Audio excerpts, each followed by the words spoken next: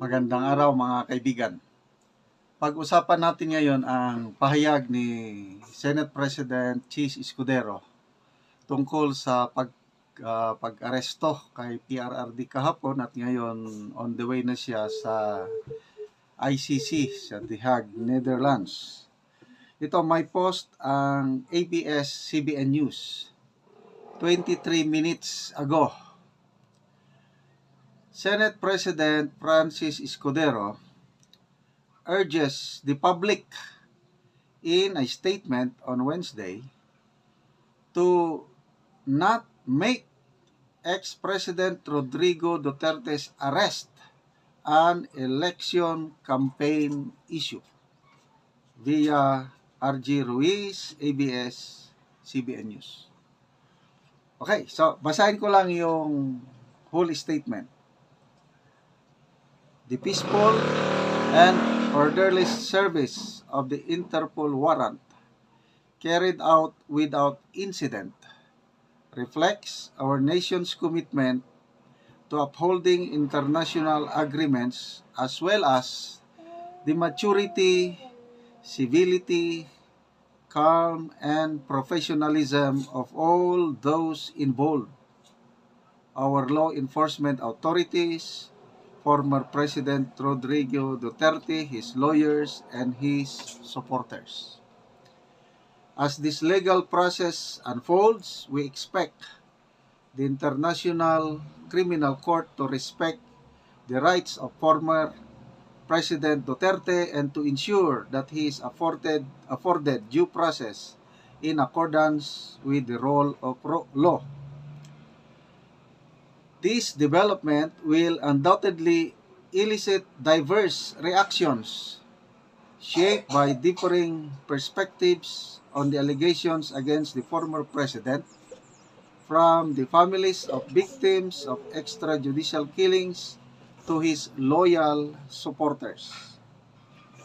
Debate and disagreement are natural in a democracy. But as we move forward, I urge our kababayan to approach this moment with the restraint and respect displayed yesterday by the protagonists from both sides. I also call on those running in the midterm elections to refrain from using this issue to fan the flames of partisanship in order to further their candidacies, as this is a serious issue that involves lives and should not be trifled with for petty personal or political gain.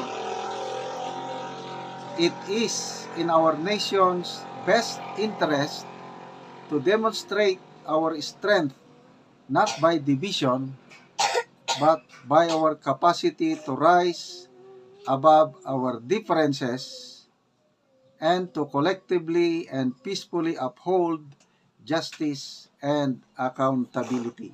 So, yun po. Panawagan ng Senate President, huwag niyong gamitin ito na election-related issue.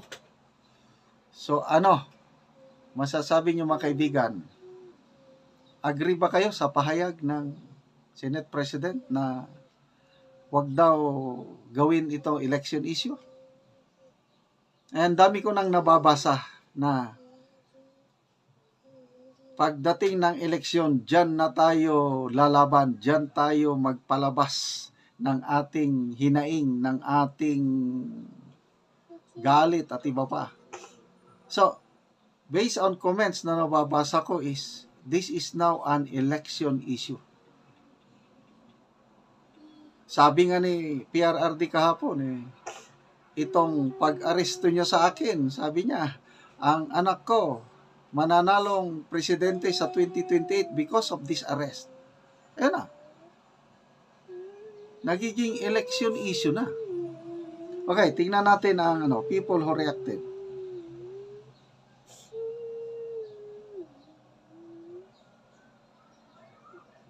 11,000 people who reacted. 5,300 tumatawa. Ibig bang sabihin, hindi sila naniniwala dito sa panawagan ng Senate President? And then, ang daming galito. 3,600 ang galit dito sa pahayag. Ang nag-like lang is only 2,000. So, halos 95% ang negative reaction dito sa pahayag ng Senate President. Okay. Comments. Jonah Bacolod. Isa sabni. Sos never again ka sa eleksyon. Angelo Roque. It will always be an election issue. The timing. Yun ang sinasabi ko. Hindi mo talaga maiwasan na huwag gamitin ito sa eleksyon. Edward Tagalog Samson Calza. Because of all that happened, straight vote to PDP laban para sa bayan. Yan.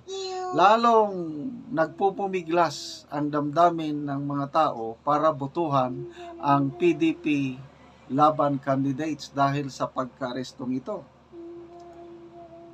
Mellard June Lagdamen. Vote straight PDP laban. Okay? Jenny Veracruz. Remain. Vote PDP kami. Rakne Aguilar.